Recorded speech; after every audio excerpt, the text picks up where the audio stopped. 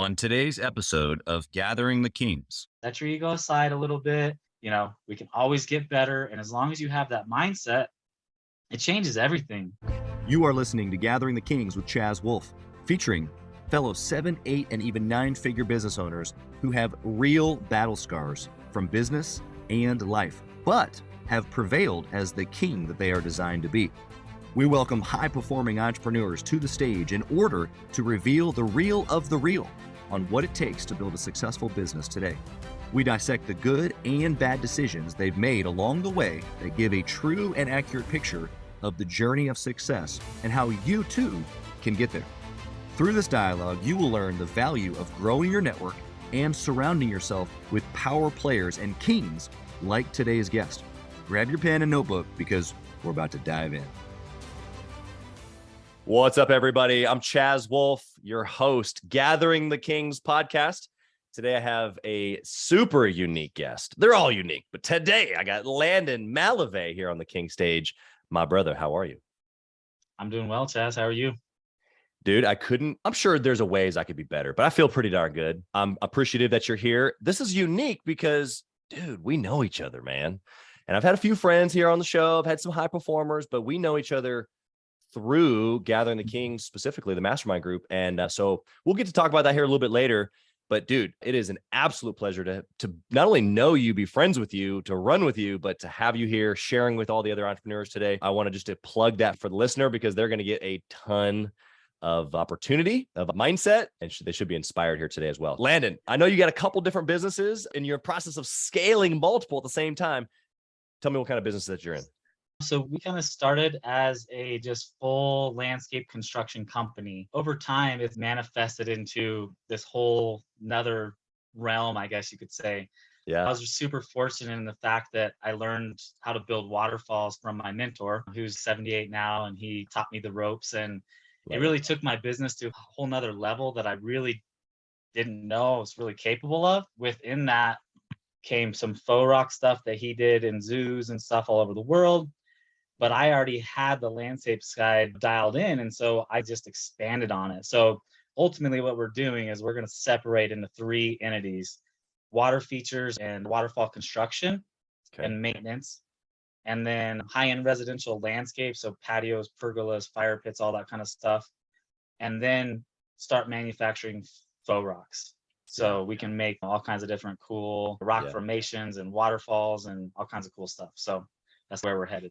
I'm excited to dive into those 3, but specifically the faux rock. We had an event back in June. You and I were there. We were in a little pod talking about different business topics, and you and another one of our mastermind members, John, were talking about this very same thing. And I remember there being some light bulbs going off for the 2 of you of what it might take to manufacture these things and how useful they could be across the country, even not just in your area, but for all different types of events and setups and reasons. And so we'll get into some of that here in a bit, but that's really exciting stuff, especially since I got to see the inner workings of like how it expanded out a little bit from the outside being inside the group. So before we jump into any of that, I want to know your why. Like, I know your why, but I want you to tell the people your why. Why are you doing this? Why are you expanding? Why is what you have not enough? All of that. That's a great question, Chaz. That's funny. I think that why has really changed over the years, but I think inevitably it was always in me. I always remember my mom telling me the story that when I lost in T-ball, I was kicking the seats and super mad on the way home. And so I hate losing, man. It's not in me. And as I've grown, I started building a family and started seeing some of the potential that we had in the business and where we could go. Yeah. And something in me, it's never good enough. I always want more. I do appreciate what I have and where I've came from and what we've done, but I just see so much more potential in these, even the 3 companies. A lot of people I think would just stick with the one and be fine with it, but I'm ready to go gangbusters on all 3 of them. I think there's just some amazing opportunities. So to answer your question lightly, I think it's always been in there. Now I have a beautiful family, 3 kids. They're a huge reason that I get out of bed and do what I do in the morning and worked so hard over 10 years to build the businesses. So they're a big reason, but something inside me, man, just says you can do more. Yeah, I think every entrepreneur relates to that a little bit, whether they've reached down deep and like actually scratched that, maybe like you or I have. That's for them to decide. But what I've always appreciated about you is there's a lot of people, and I think even me for a long time, who said family was important. And I think deep down it just wasn't reflected, right? Like I was doing things calendar wise that I thought would reflect back as benefit to my family. And it has. But the one thing I've appreciated about you is that it's not just verbal, that the actions that you take day in and day out are around your family, man. And so was that from the beginning? Did you go through a little period like me where you had to say, oh, geez, like if this is actually important to me, I kind of switch things around and start doing the thing that I'm talking about? What was your experience there? I can actually relate on that 100% because ultimately anybody who has kids know it completely changes your life. It's just there's an unconditional love that comes with kids and stuff that's really special. When I started having kids, it was right when I started my company. And so I've been in business for 10 years now. My oldest one is 8.5. So I was right in the thick of things, man. And I think it was really easy to put my blinders on and just go 100 miles per hour as fast as I could and trying to provide for the family at the time. Yeah. But then it just turned in and manifested to so much more. I realized what I'd missed out on. I always have taken Sundays no matter what. I've worked 120-hour weeks when I started my business, but one thing I will not sacrifice is my Sundays. I spend my Sundays with my family, but over time, I just realized like I'm not going to get that time back. And everybody tells you only one time and it goes by so quick and whatever, but it really does, man. And I think it hit me probably about 4 years ago before my third child, and really coming to grasp with like my winters are pretty slow. So depending on when my kids were born, I got to spend like either a lot of time with them in the winter, or it was like I missed out on the summer and then they were at a different stage in their life. So I was able to see like these different stages that like maybe I missed out on with the first one. Yeah. And then by the time the third one came, man, I was just like, no, I ain't missing this no more. And we talked even with some of the first sessions we had, the one-on-ones that we had was like, how can we manifest this into actually doing it? As much as spending time was with my kids on Sundays, half the time I was still working. I had my phone, I was answering emails, taking phone calls, whatever. Just I realized that even though I was there, I may not have been actually there in the moment. And I think, about 4 years ago, man, it just hit me where I was like, no, this is a special time. And then we started doing like daddy-daughter days where I take just one of the kids.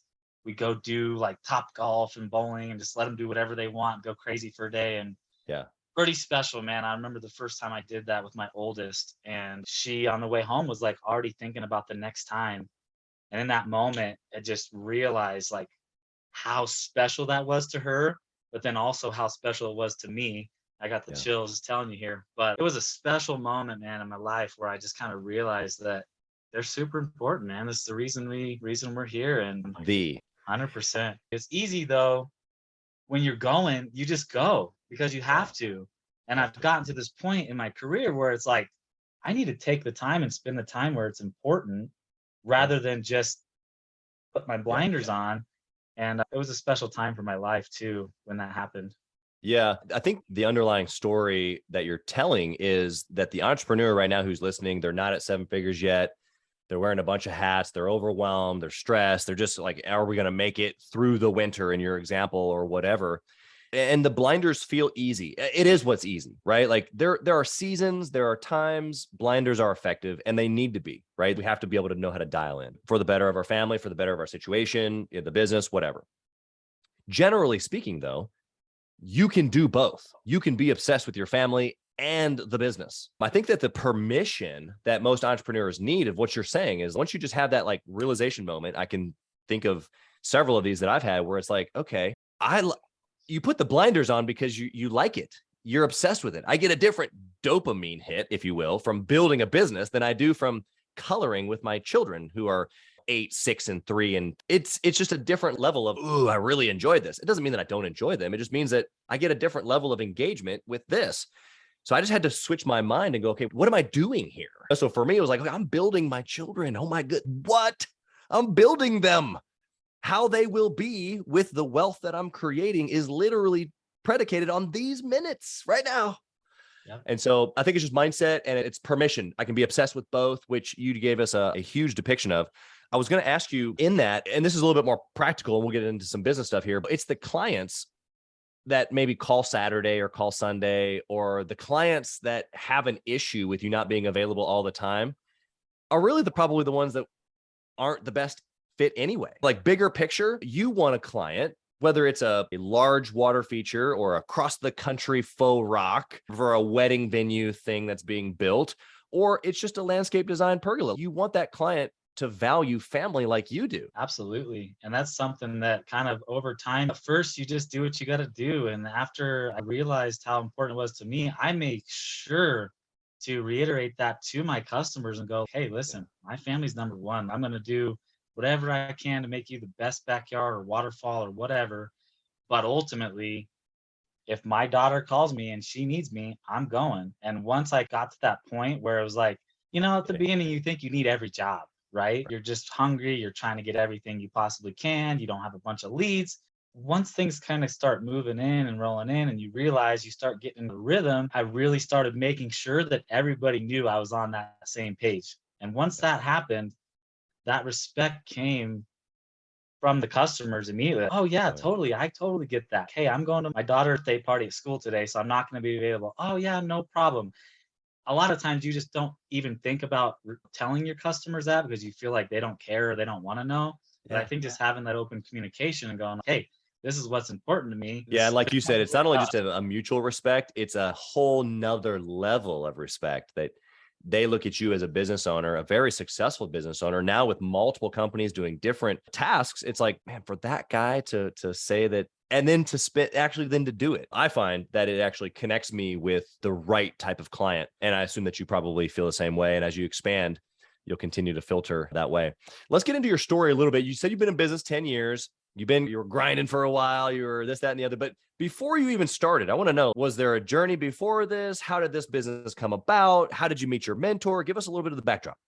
Yeah, I was really heavy into sports in school. I loved sports. I wanted to go to college to play college baseball, hence the Rockies picture behind me. Yeah. That was my ultimate passion. I played baseball for 22 years. But I think it's just having that winning mentality. I played a lot of different sports. I never like to lose. I always have always given 120%. I've had people from the other teams come up to me after the game and just go, hey man, we can just tell you're all in and we love it. And I've just never been any other way. And I grew up on a farm. I grew up on a farm and ranch in eastern Colorado and started working at a really young age, we did alfalfa and cattle and all kinds of stuff. So coming from there, I worked outside a lot. I enjoyed being outside. Honestly, I even took some horticulture classes in FFA, which is Future Farmers of America. Yeah. And I wasn't super intrigued at the time. Okay. And then after I went to college and realized baseball wasn't going to be the end all life plan, it was not the play. I reverted and I said, what interests me? And I was like, well, I love being outside. I've always been one with nature, man. I love trees. I love water. And I can't even tell you like what that moment was where I decided I wanted to go to horticulture school. Yeah. And so I went to horticulture for 2 years and got a design certificate to do design. And then I had a job before I even left college. So my plan was that if I couldn't get a job from my 2-year degree, I would just go to CSU, which is they have a really great horticulture program and architectural program there in Fort Collins. Yeah. And I thought, I'll just go there if I can't. But I had a job before I even finished school for a local landscape company out of Brighton. And I worked project managed and design for him for a couple of years. And then just decided, I think I can do this on my own. Yeah. And looking back, it's funny because you really have no clue. And it's easy to judge the people you're working for and stuff, but until it's yours, it's much different. Yeah. From there, from starting my own, I actually about 3 years in, and this is a long story, so I'll try to keep it short here, but it was meant to be. I met my mentor from Craigslist. My parents. What? Yes.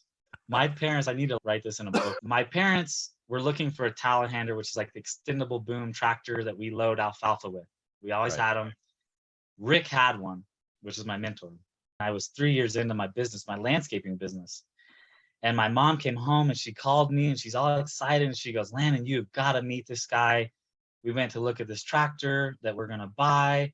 And the guy's been building waterfalls for 50 years all over the world and just like on and on. Loved the guy. And she's like, so when we go pick up the machine, you got to come meet them. And it's a really funny story because Rick is a pretty tough dude. Like, he's not your normal, super creative person, but he is straight to the point, business, like old school, old school. Yeah. And I remember because at the time I had just, we weren't married yet. Me and my wife, Megan, weren't married, but she came with me to this property that I now own. I bought the property from him now, but Wow. Yeah. we drove in and he like is in his skidster because he can't hardly walk now. He's crippled up. He's been working his whole life. Drives up to us and is basically, who the heck are you? And what are you doing on my property? And we worked it out to where he did some trading actually with my mother and said, hey, if he'll help me build this waterfall, we'll do a little trading with some alfalfa because he owns horses. And the rest is history, man. He helped me for about 5 years. I would sell the jobs because he was retired. Yeah. And so I would sell the jobs to my customers, and then he would come in and help me build them and teach me and explain what to look for and how to set the rocks and all the cool things. And it was really a game changer in my life, dude. Like I said, it was meant to be one way or another because he's a genius when it comes to, he built waterfalls in the zoos all over the world, Puerto Rico, Aruba, the Denver Zoo, San Diego Zoo. And you're just not going to get that knowledge and experience anywhere else. And so it was a life-altering person that I met. I got really lucky and I was able to work really hard because I grew up on the farm. So I knew how to work, and I had enough gumption that I didn't want to lose. Yeah. And he was super hard on me. It took a long time for him to give me that acceptance of me building them on my own and him approving them and liking them without critiquing everything that I did. But it was super special, man, because he taught me a lot. He taught me a lot of the ins and outs of the business and large scale stuff. If you look at our work, we build a lot of very big, just in your face water features. They're big, huge boulders, only setting with heavy equipment. And it sets us apart from other people. But I got that from Rick. And it was pretty special to meet him and even tell you about the journey because it's funny. I almost forget now. It's been 7 years I've been building them on my own now. He helped me for about 3. So yeah, you got to remember those moments. It sounds like you got a design certificate in horticulture, but you got a degree in Rick. I did, 100%, man. And like I said, it was no easy road. I think a lot of kids would have been like, I don't think so. Skirt, I'm out. But I think from where I grew up and the work ethic that I learned growing up on the farm, I wasn't afraid to work, man. I was not afraid to get in there and get dirty and make it happen. And once we built that one, I think he knew immediately like what the opportunity was. We built probably 30 in those 3 years, and then I've built probably 100 since. Yeah. I think what you just said tops the story off. I want to point it out to the listener.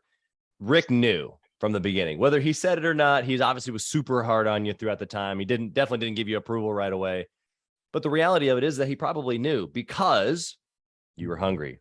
You were coachable, all these things that you probably learned from baseball, you probably learned from the farm, that your backdrop. But I want the listener to pick this up because if you look back at your history and what got you to 7 figures, water features is a huge part of that. And so if you hadn't have met Rick, even if you had met Rick, but you were arrogant and thought you had it all together and you weren't coachable and you weren't hungry and you didn't want to learn the new thing and you just thought he was just an old, dirty, just tied up and just I don't want to mess with it. He's just old and frumpy is what I'm trying to say. But you didn't. You personally persevered through maybe the beating, if you will, and it worked out. And so I guess I'm encouraging the listener, and I'll give you a chance here to chime in here, but I'm encouraging the listener to not only make themselves coachable, they're obviously looking for answers. They're listening right here, right now. But it's like, what have you done at the level where you go and you meet someone or you join a group or you meet someone in your industry or at a conference or wherever, and then you take it to the next level. You press in, you go, okay, how can I actually grow myself by getting to know this person or this networking group or this, individual who's an expert in my field, whatever it is. That's part of the growth of the next level to get to 7 figures is like pressing into that individual person, whether they're a mentor or not. It's the level of you being coachable and changing yourself. Would you like to add anything to that, Landon?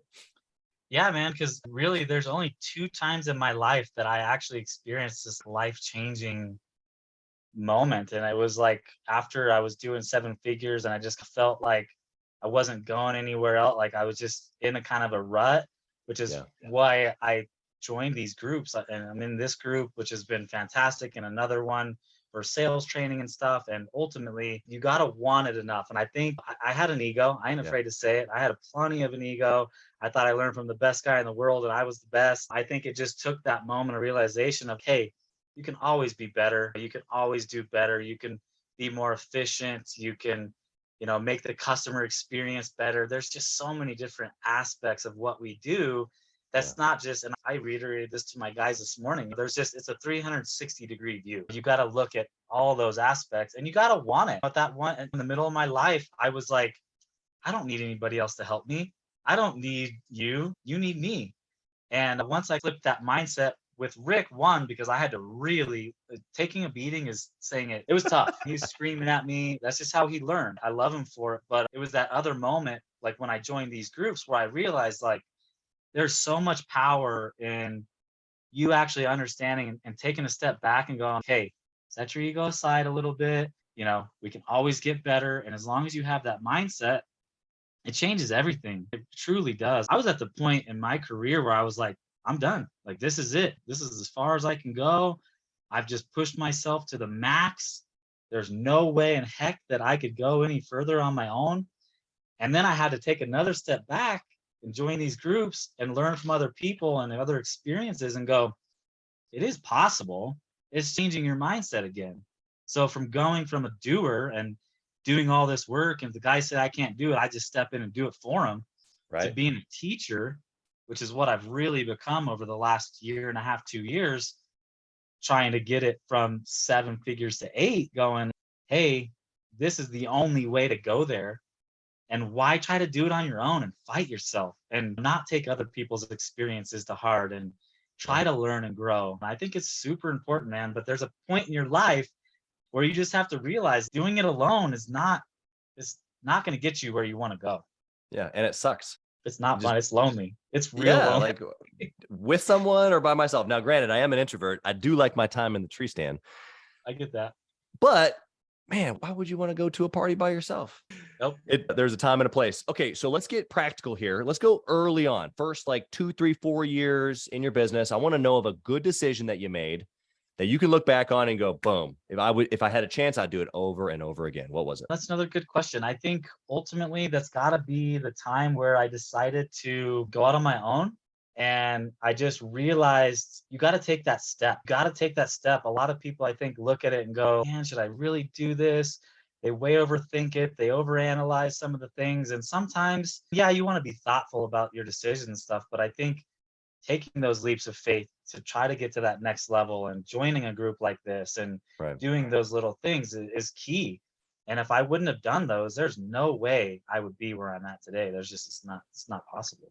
So initially it was starting the business. Eventually, like you're saying, that same mindset of making a decision, even when it feels a little scary, taking a chance, taking a leap, which is like starting a business, right? That mindset really probably in multiple decisions has served you well. I'm sure it's, bit you a couple of times. I think it has for all of us. You take enough risks, one of them's not going to work out. But what I'm hearing you say, the underlying is for the listener is like, when you get a little uncomfortable, it's probably actually a good thing. 100%. Makes you grow, makes you learn, makes you a little bit vulnerable, makes you a little hungrier. It gives you a reason. And my grandpa always said, I'd call him and I'd go, Grandpa or Pappy, I need this machine. What do you think? And he'd go, you going to use it? And I'm like, yep. He goes, it gives you a reason to get out of bed. And I think everybody needs that reason. And unless you take a few risks here and there, there's been multiple, not one really stands out to me, Chaz. I didn't answer your question real great there, but there's been multiple times where I've just been at that point going, man, should I do this? Should I not? And if you don't take some of those risks, you're not going to progress. You're not going to push yourself. You got to have that progression. You got to keep pushing the limits and figure out where you can go. Yeah. You bring up the wisdom from your pappy. My grandpa on the Wolfe side, who I didn't meet until 11 years ago, the backdrop story of me not knowing my dad, but the listener may not, didn't know my grandfather until obviously I met my dad. And I was in a conversation with him, I don't know, maybe 6, 7 years ago. He's in his 80s now, but really didn't start his farming career until he was into his 50s. The kids were graduated. My dad and my uncle and my aunt, they were already out of the house. And basically at that point, he felt like, now I feel like I can take the risk, because before he wasn't willing to take the risk because kids and wife and just came from a very humble, I would even say poor upbringing. And he just wasn't willing to take the risk. But when he did, he's been uber successful in farming since. And we were talking about some land and a couple of business decisions, and we were just catching up. And what he was giving to me was the same thing that your pappy just told you, which is like, knowing what I know now, I just would have done it sooner. The risk, the chance that I was taking that I thought was too great early, it wasn't. I would have been just fine. He's like, you want to buy a piece of property, you want to buy a business, go do it. Go do it. Because when I look back, I wish I would have done it more. Well, my grandpa was very similar, man. He started from nothing. His family didn't own property or anything. He started a propane business and then decided he wanted to farm, and he's grown an incredible amount of property and land and set up some of his kids, and it's been really special to watch. And he's my inspiration for sure. Yeah, I love it. We got to have that picture of what that looks like for us, because otherwise, who are we emulating? A guru of some kind? All right, let's flip the coin. What was the bad choice that you made that didn't turn out so well, but I'm sure you learned a bunch? This one's actually super easy. This one's real easy. About 4 years in, when I got into the business and I was really seeing a lot of growth and was going crazy, and I thought I was making a bunch of money, and I really scaled really fast. I went from 3 guys to 15 guys with over a year and a half span. Yeah. Bought a couple trucks, like just went all in. You were over here beating on your chest a little bit. Oh, I was. That was back when I had that big ego too. So that didn't help at all. But it really bit me in the butt. I had to, after about a year and a half of doing it, 2 years, look back at the year and went like, where'd the money go? What happened? I thought we were doing all this work. I thought we were making a bunch of money. We scaled quickly in our gross. But at the time, that was all I was really concerned with, was like, how much work are we doing? When I should have been looking at the bottom line of our net and what we were actually making. And I had to really take a step back. I went back down to about 5 guys or 6 guys, maybe. Wow. From the 15. And it worked out. There were some guys from the oil rigs that lost their jobs and then had to go back. So it worked out for me, where I got rid of a handful of guys, really started dialing in our margins and being more thoughtful about my growth after learning my lesson there, going, I don't want to do that again. I worked really hard that year and didn't have a lot to show for it. So that one was an easy one. That one hurt. Yeah, their growth is expensive. So anytime you want to grow, it's going to cost. But what you're giving to the listener right now is pretty spot on. I think that every entrepreneur, including myself, can look back at that moment and go, I don't even know how to explain. I can look at the paper, I can look at the sales, I can look at the teams, the businesses for me across the country. Where did it all go?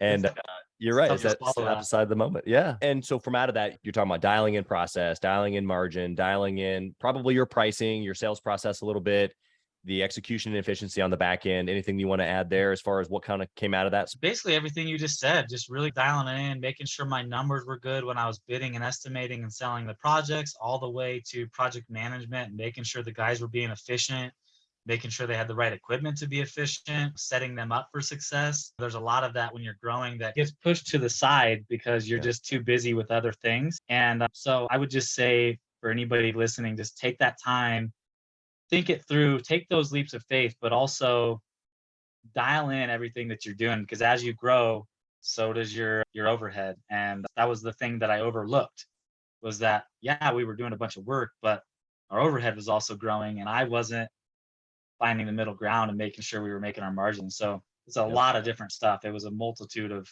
everything that we did. I had to really dial in and get more precise with. Yeah, 100%. I think it's super solid advice, but the listener, they probably, if they've heard multiple shows, they've heard me talk about the 4 sections of their business: marketing, sales, client experience, and then finance. And this finance piece eludes people because it's kind of difficult. There's moving numbers. Like even today, you and I both, we could sit down with our P&Ls and there's gray in areas. And you're like, I don't know, fully understand how that got to be that number. And it's hard to track back and where did it come from? And so I think that what that does is it makes this big unknown. And so then people go, yeah, I'll just stay away from it, which is like the worst thing that you could do. So I think you've given them plenty to think about practically inside the business, thinking efficiencies and sales process and pricing, whether you're dialing into the numbers or not. If you can get those things right, the numbers will probably work out. Eventually you got to meet your maker. That's the finance. That's the P&L. That's your balance sheet. It can be overwhelming because you look at it and you're like, wait a second. And it never ends. That's something that you need to realize as you're growing a business, that overhead is constantly changing, whether it's up, down, whatever. you're paying off stuff, you're getting new stuff. It's just a never ending thing. So don't ever think that it's going to just stay where it's at. It's a constant change. I think that's part of owning a business that's a little bit tough to swallow at first. Yeah. It's never gonna stay here. If you're trying to grow, it's never gonna stay. So Yeah, it makes me think of something I've never really put two and two together on. I've always been a huge fan of getting around, whether it be people or certain parts of the world that where money is just obviously abundant. Money neither here nor there. It's just a tool. I don't necessarily fancy expensive things, although we all do to a degree. But for me, when I can think about either people that I've gotten around or places in the country where, geez, there is so much money here.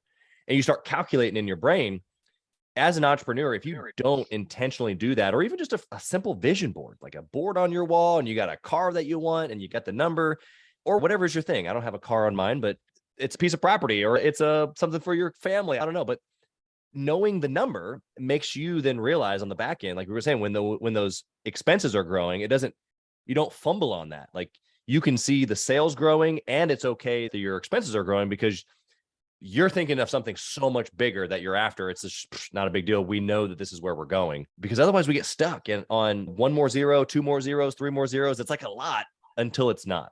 doesn't really matter. It's the bottom line, man. And my mentor told me that a lot, and it changed my perspective as I started growing, because I realized like he wasn't just full of crap. It's what you put in your pocket that really matters. And it doesn't matter if you're doing $100 million, if you're only making 1% on 100 million, it's a lot of work for nothing, man. Yeah. Let's fast forward. Let's talk about 2023. You've mentioned briefly at the beginning, you've had these three sections of a business and you've really grown it to actual real thriving businesses. 2023 is around the corner. What does it look like for you? It's exciting, Chaz. It's super exciting because they've all been one and they've all been culminating on their own. Like the faux rock I've done for a lot of home and garden shows, and been doing landscaping from the very beginning. And the waterfalls came in when Rick came. And so they've all kind of just gradually worked together in their self. But now I want to really separate them and go like, hey, I think we could be doing 1.5 million just in the landscape business in high-end construction, as we're doing these $150,000, $200,000 projects pretty regularly. It's not out of reach. And I realized that in my mind and went, okay, I think I could actually do this with all three of them, have all three of them be a seven-figure business pretty easily, just by putting the people in the right place. So I mentioned the Home and Garden Show. We're actually feature gardener at the Denver Home and Garden Show, which is pretty big. And actually this year, we are the entry garden. So we're literally the first one that comes in. We build this incredible display with waterfalls and pavers and blocks, and just build a $300,000 backyard inside the Colorado Convention Center with equipment, with boulders and everything. Wow. And that has allowed me to learn the capabilities of the faux rock. Like I said, they've all worked together in itself and they've all kind of grown to this point. But now I think it's time to take them to the next level. And like you said, we've had calls, we've rented them for commercials. We're going to be building a massive wedding venue that we've talked about, setting up temporary displays for weddings. There's just so many opportunities and capabilities of the faux rock that it could totally be its own entity. And so now I'm just working through all the marketing, all the websites, logos, branding, all that stuff to really decipher them all on their own. And it's a completely different way of thinking that I have been. But I'm super excited for what the future holds, because I think it's the sky's the limit. It's just going to be a matter of how much I can push and how quickly we can do it, not too quickly. Yeah, no, you're 100% right. All in the strategy. I'll give the listeners a chance on how they can connect with you in a little bit, but the faux rock, you're building boulders. Like they look real, size of me, and you built actual water features with these already. This is not an idea. This is not a concept. You've done this already. This is just now you taking it to a mass scale. I know that wedding venue is in another state. Didn't you rented them recently for a TV shoot ad or something that was set up? So you built like this rock feature for this TV ad or something, right? Yeah. So some media production company called me and wanted to use them for a commercial. So we took them down there, set them up for them, and then let them rent them for 2 days, and then went and picked them back up. Yeah. And I didn't even think that was a possibility. And so as I've grown and I've realized, even knowing the opportunity there was, now I just think there's just so much that can be done with it. Yeah. And so many different avenues and places we can utilize them, and indoors, 100%. restaurants, hotels, all kinds of places. So it's exciting. Yeah, 100%. Don't let my wife know. She might want a water feature in the house. That I know a it's guy. yeah, you know a guy. Yeah, exactly. This has been incredible. I want to go to a speed round here. We've talked a lot about education over the course of just me and you getting to know each other inside of the group, but what book or maybe source of education would you recommend to a listener, six-figure business owner, they're wanting to scale like you did? What book would you recommend? That's another good question. I'm super motivational. So I just recently, probably about a month ago, read Can't Hurt Me by David Goggins. But another one that was just super inspirational. But I think Extreme Ownership was incredible, and it put it in a different perspective because realistically, at the end of the day, you got to take ownership for everything that you do. I explained to my guys, like, hey, you're on the job, but at the end of the day, the homeowner calls me. And so I think just knowing that you're going to have to take responsibility and change my whole outlook on life and business and everything. Yeah. And in order to scale, because really what scaling, quote unquote, means is that you're helping more clients, you have more people on your team, you have to have a better experience, a better sales process, better finances, like all of this stuff matters. And you can't do that if you don't have ownership. If you're not the one saying, okay, if it's up to anybody, if it's up to me, it'll be that level of thinking is required. What would you say? Obviously, this is a little bit of a play on words here since you're already a part of our mastermind group, but what do you think about intentionally networking and or masterminding, maybe even your thoughts around gathering the kings specifically? Yeah, man, I can straight up tell you, I would have never thought about paying for some sort of being in a group or getting coaching because when I was younger, like I said, I had a pretty good ego. I didn't think there was a lot to learn and whatever. And I'm okay with that. I hit that point in my life where I realized in order to grow, I had to surround myself with other people who either had been there, could support me along the way, maybe have advice. So I can't say enough. You're on here, we're in Gathering of the Kings, but the relationships that we've already made within Gathering of the Kings is incredible. I'm going to be traveling halfway across the country to build a crazy water feature at a wedding venue from it already.